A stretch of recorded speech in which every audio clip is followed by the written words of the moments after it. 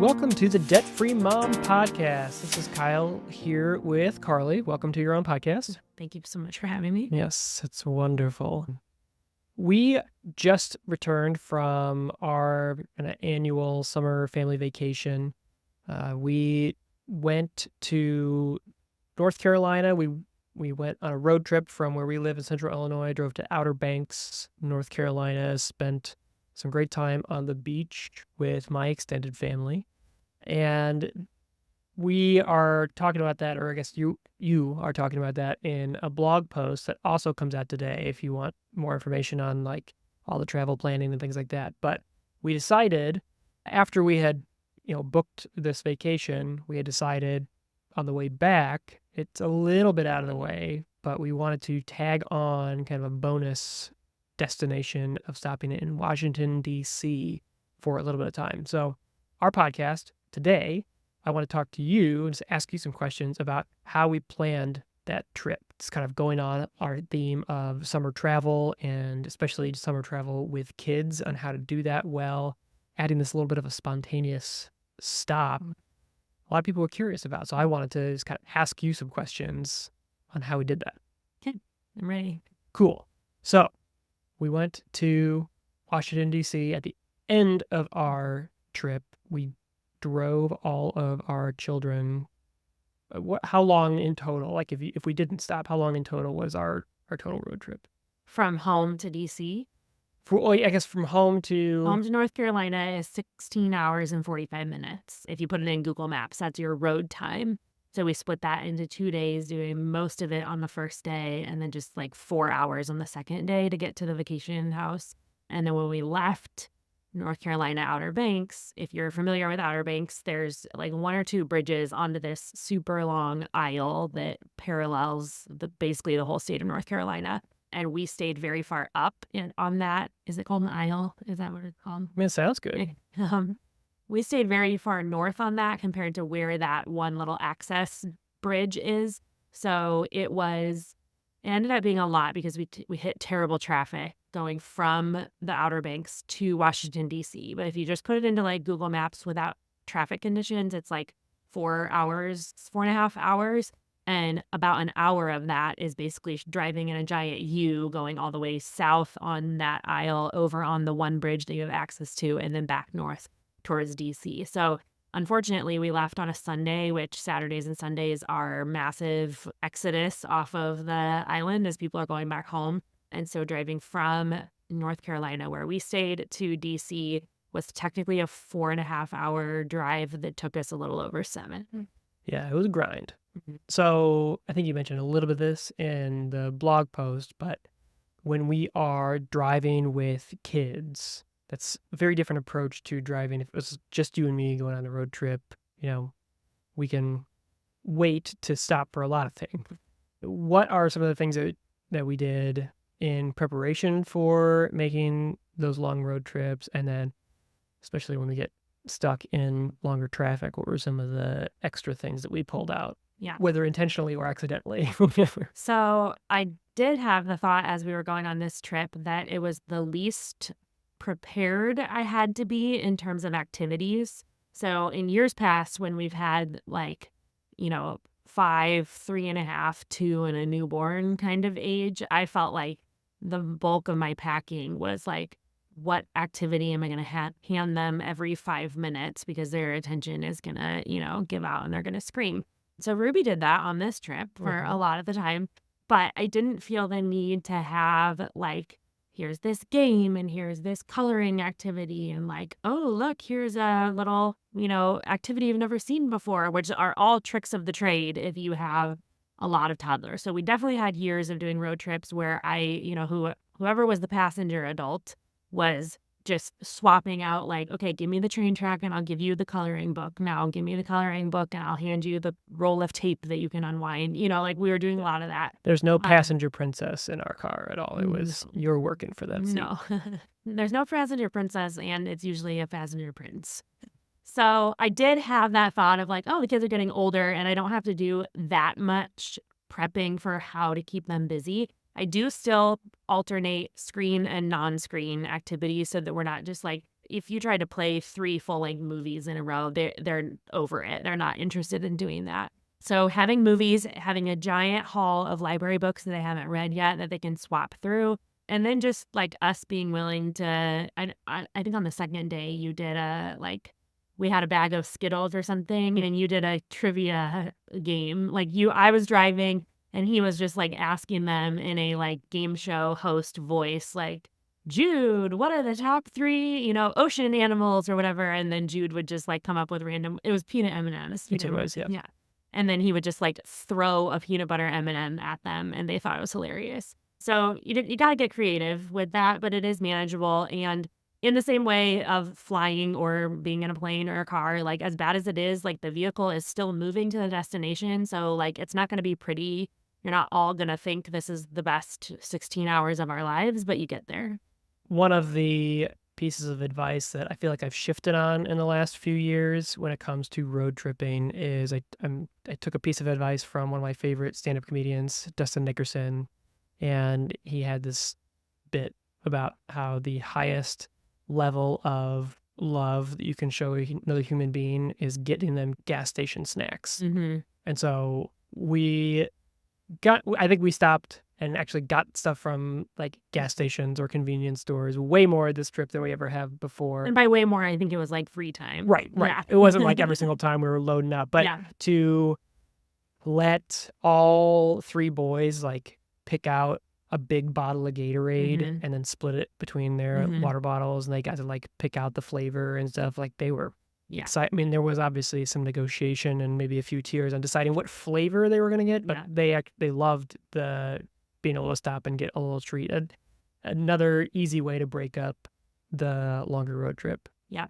Another big one that I talked about a lot on Instagram, but I'm not necessarily explaining it in the blog post or the newsletter, so I'll go ahead and talk about it now, is that when you are road tripping specifically and you're driving somewhere for a long time, when you stop because you're like, okay, everybody needs to get out or somebody needs to go to the bathroom, the last thing that kids need is to immediately walk into a restaurant and sit down again. So I think only one time on the entire road trip there or back did we actually like sit inside of a restaurant and eat our meal at Wendy's, I think on the Yeah, and that was entertaining because there was a guy who came in to use the restroom, and his dog got out of his car and was running around the parking lot, we and were there's eating our food and then a Wendy's employee just like came into the dining area. I was like, does anyone have a dog in their car? And then this guy was like, yeah. And she was like, well, it's running around the parking.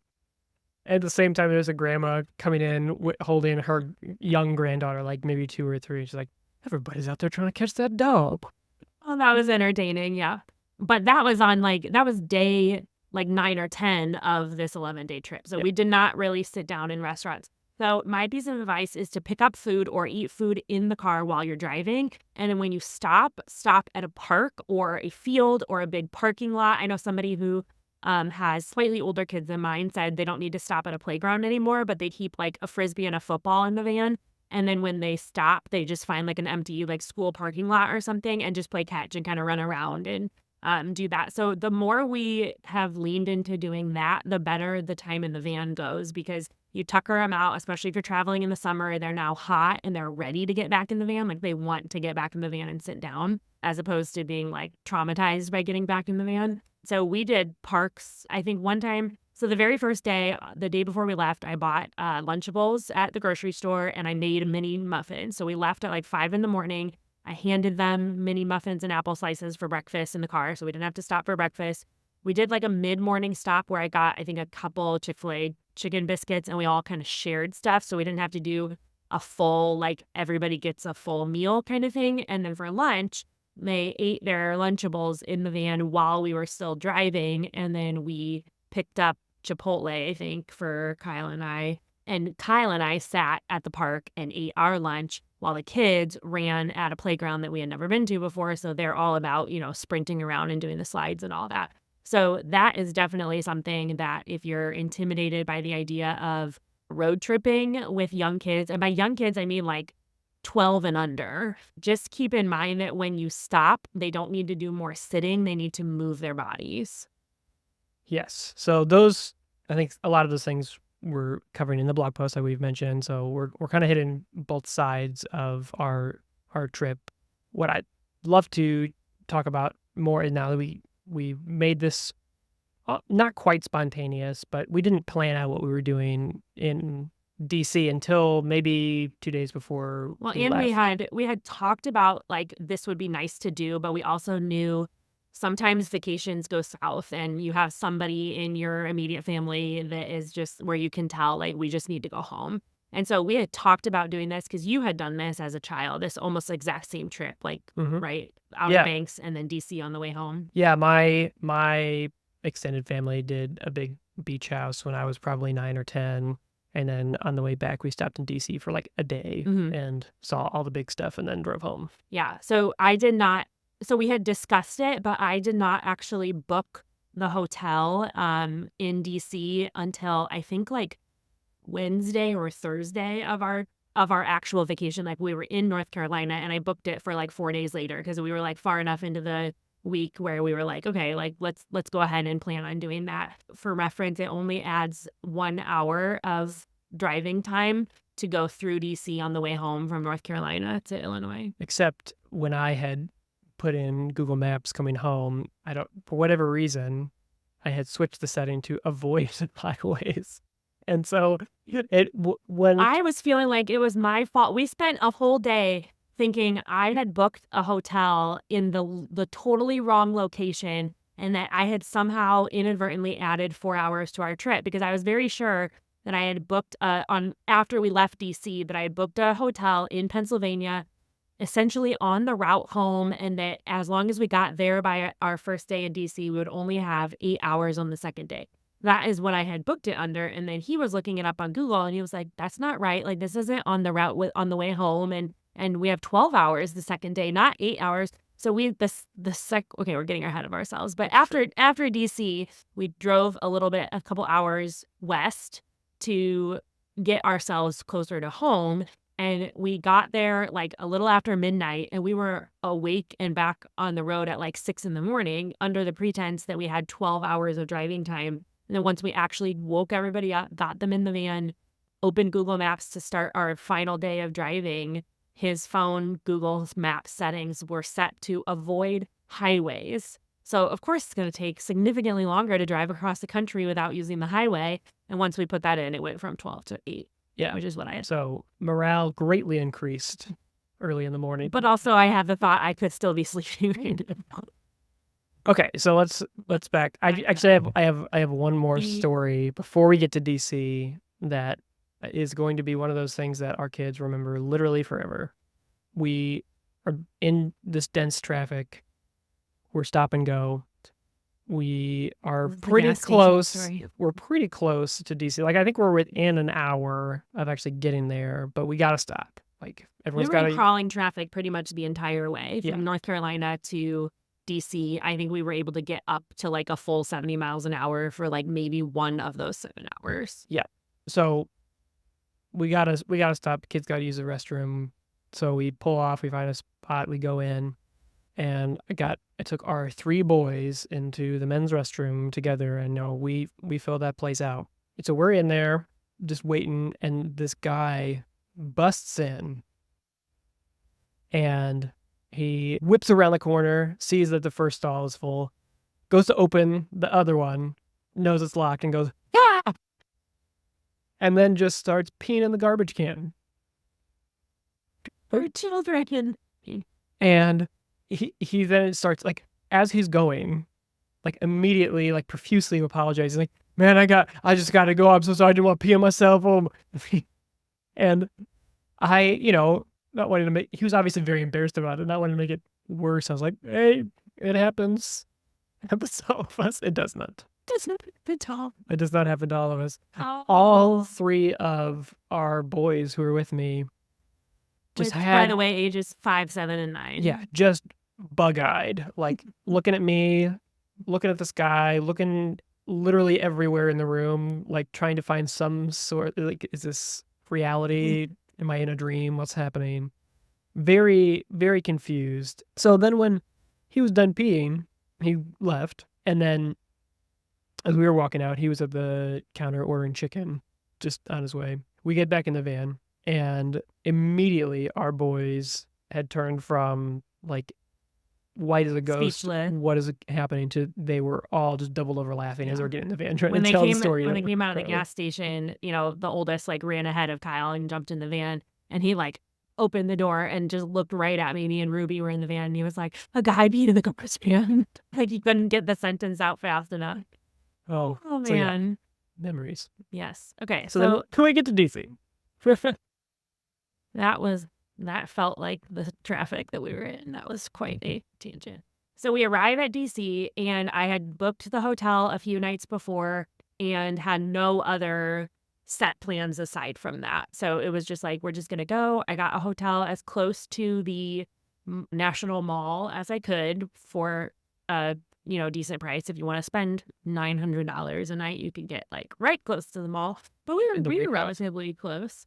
So used credit card points for that, and was able to find a place that allows 6 people in one room, which is a big deal for us because going from 1 room to 2 is obviously a much larger expense. So okay, so here's an interesting thing about DC is it is free street parking on the weekends and evenings. So they're trying to de-incentivize people who work in DC from driving in and trying to park during the work day. But we got there on a Sunday, and our hotel had a valet parking deck that you could pay $50 for overnight parking, which was honestly my plan.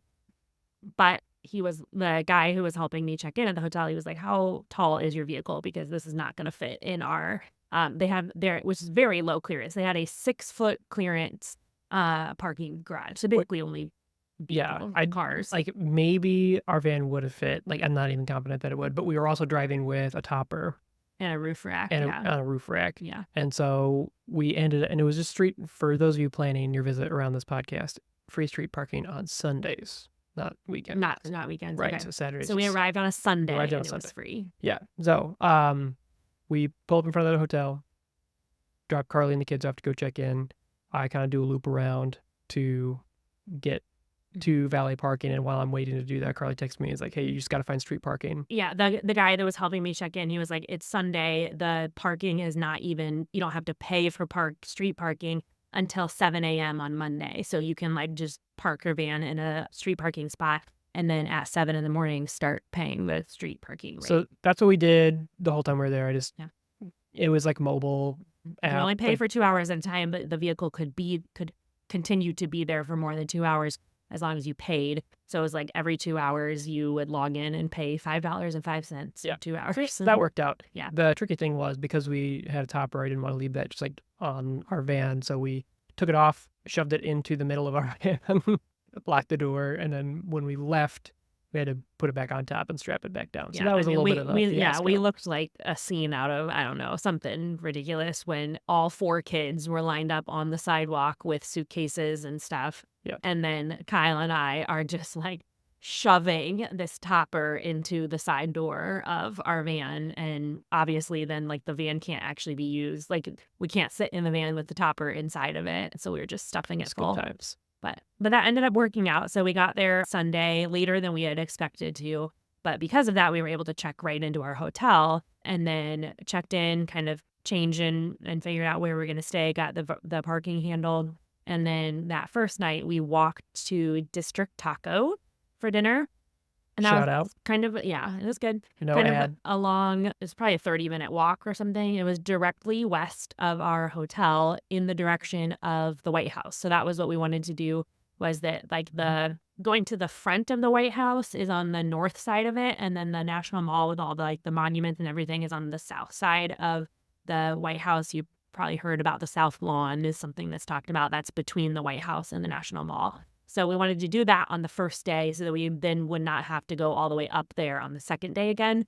So we walked up there, walked in front of the White House. Our kids, again, are 3 to 9. So our older 2 definitely knew what the White House was, who lives in the White House. When we got in front of it, I said, "This is the White House." And our 5-year-old said, "What's the White House?" And I said, "It's where the president lives." And he said, "What's a president?" So he and Ruby were not really necessarily tracking with the weight and the history of what we were seeing, but they tagged along. So yeah, and some of those buildings are pretty tall, so they were pumped about that. Yeah, and just vastly different looking than anything we see here. So that, that's interesting too.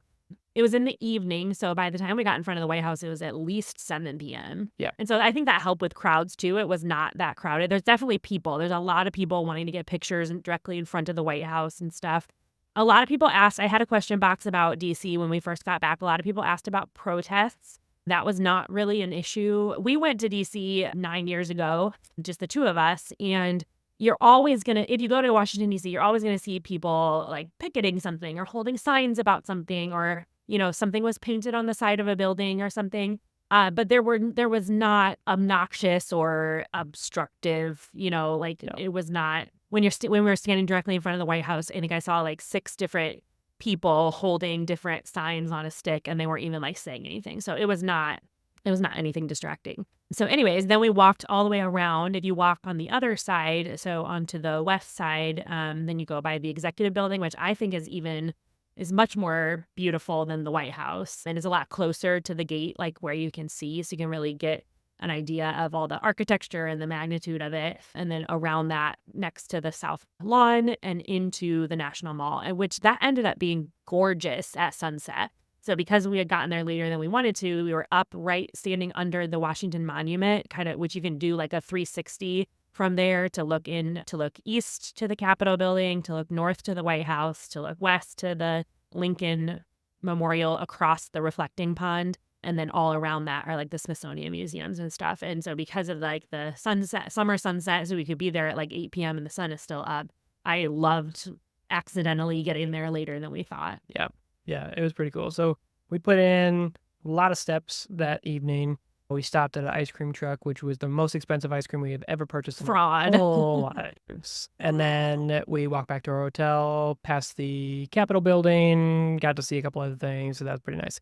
The next day, we got up pretty early and hit the town Mhm. again. In that time, Carly had found like the circulator bus system that goes around the National Mall and a few of the other stuff. Do you want to tell a little bit about that? Yeah. So our hotel, I can't remember the George Kimpton Hotel. That's what it was. Our hotel was probably a 15-minute walk straight north from the Capitol building, but it was a 3-minute walk to Union Station. And Union Station is one of the stops on this circulator bus, which is part of the public transportation, but unlike a city bus that like runs on a schedule and kind of goes in all different directions, this just continuously takes one loop in one direction that you can find on a map. And it's like every 10 minutes roughly, it's going to be at all of the stops on the circle and just continue to go around. I think they had 3 or 4 going around that loop. And one of those stops was Union Station, which was really, really close to our hotel. So we walked over to Union Station, which is gorgeous in its own right. It's a beautiful train depot that kind of connects some of the bigger trains that go farther, as well as the underground metro in DC. And we went in there and had coffee and breakfast. So we got Blue Bottle coffee for Kyle and I, which is a really good specialty coffee. I think we first had it in New York City. Is that right? I'd had it previously. You had it previously. But I first had it in our first trip to New York City. But very good coffee. And then in the food court of the Union Station, they have lots of different options. And we got Chick-fil-A breakfast. So then from there, we were able to get right onto the circulator bus. So the circulator bus is $1 per person. Kids 5 and under are free, or kids under 5, I think, are free. It used to be an entirely free bus system, and now it's $1. But many of the drivers that we encountered, I think, are still used to it being free. Because one time a driver was like, just get on and don't pay because I'm late. So he was like slightly later than schedule. And so he didn't charge us. Another one said that their machine was down, like the machine that when you walk in to either tap your card or put your dollars in was down. And so I had a card that I could pay with, and he was like, just get on. So it was supposed to be $5 each time we got on it based on the ages of all of us. And I think we only paid that three of the 6 times that we rode it, maybe. Yeah. So that ended up being very helpful because we only had a very small umbrella stroller that held Ruby, but Ruby and Jude really needed breaks from walking / not walking at all in Ruby's case. And so getting on the bus made a huge difference in how much we were able to do that day, because we were able to ride around as opposed to walk everywhere. Yeah. So the things that we chose to do with our kids as we kind of rode this bus around and spent the day there, We hit up the Jefferson Memorial. We went to the Lincoln Memorial. We went to, trying to think of all the places that we went to. We saw the White House again. We saw the Washington Monument. We We walked saw, along the Vietnam War Memorial Wall, which is a yes, very famous one. yep. And then we went to the National Archives building that's right there and got to see the original Declaration of Independence and Constitution and Bill of Rights. That's where I accidentally tried to bring a knife inside. A butter knife. A butter knife. But still, I mean, our bag was flagged. Yeah. Because Um, so one of the things we did for lunch that day, we just packed peanut butter and jelly stuff in a bag. And we stopped at Aldi the day before on the road and got snacks for the car because I was kind of out by that point. Again, that was like day 10. And I also grabbed enough to make sure we had peanut butter and jelly supplies and had that in our stroller. So we just sat in the shade on the National Mall and I made, I think I made 8 peanut butter and jellies because a couple of the Yep. boys wanted to. And we had lunch there. And then I, without a thought, just walked right into the National Archive. But then it was hilarious because the security guard, stopped the line in order to look through my bag, found it, pulled it out. It was covered in peanut butter. Like it was like, she just kind of looked at it and then she was like, "You're fine." so, yeah, National Archives, got to see some cool stuff. And that is free, by the way, for people who Yes. have not been there before. Everything besides riding the bus, everything I mentioned so Yeah, far we is did free. not pay to get in anywhere. So that is free. You, depending on when you go, you may end up standing in quite a line. And I was a little annoyed by the lack of courtesy that people had when you're watching, when you're in a very small, very dimly lit rotunda where those documents are displayed because the light is deteriorating them. They're very faded. You can barely read anything on them, but they are the actual original documents. And people were just squeezing shoulder to shoulder, shoving in. Like people should just move left to right in a circle or have a little better flow. So I was a little annoyed by that. But you can get in and see them without paying. And then we left there and then we went to the Smithsonian Museum of American History. And so we saw a bunch of really cool exhibits there. That was definitely not geared toward the age of our kids. Like Kyle and I were much more interested in it than our kids were. That's where they have the First Lady exhibit where there's there's a dress from, I think, every First Lady starting at Mary Todd Lincoln. And then there were the big one that we had been to this museum when we came back in 2015, but we did not see, or maybe it wasn't on display. It was the flag that flew over Fort McHenry when Francis Scott Key wrote the Star Spangled Banner. And it's this enormous flag that's displayed kind of laying at a slope at an angle in, again, a very dimly lit room with where the area that you walk through in order to view it is the flag is behind glass and there's no lights at all, no flash photography, no video or anything because of, again, preserving it. And so that was amazing to see because I don't think, even if it was on display last time we went, I did not even know it was there. We didn't see that. So yeah, and again, all the Smithsonian's are free. You can book like slots in advance, times in advance. I didn't even look at it. By the time I even looked at doing that, it was full for like the advanced entry, but that doesn't mean you can't get in. It's just like a guaranteed. That might even be like a COVID holdover kind of thing. So there are 4 or 5, I think, different Smithsonian museums around the National Mall. They're all free. So that made it easy to we can go in and we're not paying $150 and then the kids hate it and we leave, 45 minutes later. We kind of did a quick breeze through of hitting the high points of that museum and called it good. Yeah.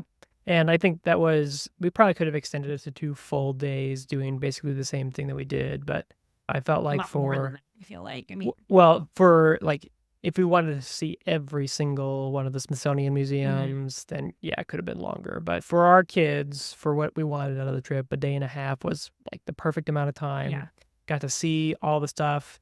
For our older kids who already had a reference for what some of it was, they were able to see it in person and kind of put some context to it, which was really cool. Yeah. And then for our younger ones, it was just like when they start to talk about the president in school or some of these more famous monuments, they will have hopefully a memory Right. or If not, they will at least have a picture of them standing in front of this thing that they didn't care about at the time. It's kind of like New York City, that if you get into like the heart of Manhattan, you don't really need a plan, because if you just walk in any direction, you're going to see something really cool and iconic that you wanted to see, basically. And so like as we were just walking from A to B in order to get to somewhere that we really wanted to see, then we would be like on our way to dinner the first night, we ended up walking right past Ford Theater where Abraham Lincoln was assassinated. We weren't even intending to go see Ford's Theater. It was just on the route from our hotel to dinner. And so just being in that circle, I believe the circulator bus does also go across the Potomac to drop off at Arlington Cemetery.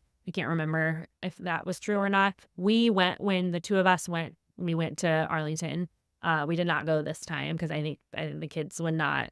It would be like, why are we looking at this? Yeah, and They're just young we enough. filled the rest of our time. We were moving from the time we woke up to the time we left. So very full, very exhausted. I think I clocked over 6 miles on my watch both days. And the first day we didn't even get there till 4 p.m. Yeah. So it was a great time. I think some of my takeaways just for travel in general from that trip were, I think we learned a few new tactics for getting kids on the road and keeping them engaged. Some of the things we have just learned over time, but I feel like I mentioned, the gas station snacks was a good addition to this trip that we hadn't done before. And just finding a few different kind of parts or playing different games. This was our first road trip where we could plug our Nintendo Switch into the van DVD player. We've always had a van DVD player. Even my 2004 Toyota Sienna had a DVD player. So that's always been something I've been able to find from used vehicles. But so I guess that's a little aside, is this Honda Odyssey. This is our first long road trip in this van, because last summer we had a van that I thought we would have for a lot longer. And so that was fun to be able to plug the Switch in and they're playing Star Wars Battlefront or Mario Kart or whatever on the van screen, as opposed to trying to keep the little Switch propped up. Yeah, so that was good too. And then I think when it came to actually making this specific stop, a lot of the stuff you could apply to almost any big city that you would stop in. There's so many things in a large city that you can do for free. And even if you have kids in tow for these things, there's also a lot of free things that can keep kids engaged.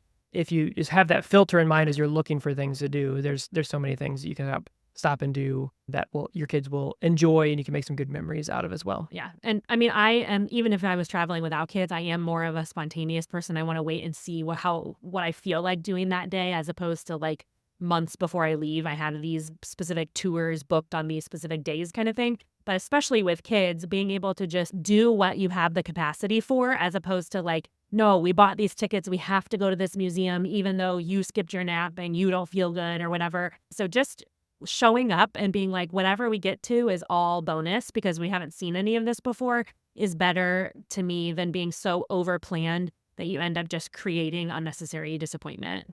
Absolutely. So we had a great time. Hopefully this answered a lot of your questions that came in through Carly's question box on Instagram, and then some. If you want to learn about the other part of our trip, you can look at that blog post. It's up on debtfreemom.co right now. And I'll just toss this in there to end it. So we spent $1,800 on the trip total, and the day and a half specifically that we were in Washington, D.C. cost about $330 between parking, a $50 hotel fee, and food, pretty much. So if you want to learn more details about how we booked it, some of the tools that we used, some of the approaches that we took, check out that blog post. And we'll see you next week here on the Debt Free Mom Podcast. Thanks for listening to the Debt Free Mom Podcast. If you want to join me as a guest on the show, go to dfmpodcast.com. The Debt Free Mom Podcast is hosted by me, Carly Hill, and is produced, edited, and mixed by Kyle Hill. Music for this episode was written by Kyle Hill. Hit subscribe wherever you're listening to join in with every new episode as we grow our confidence and contentment in our personal finances.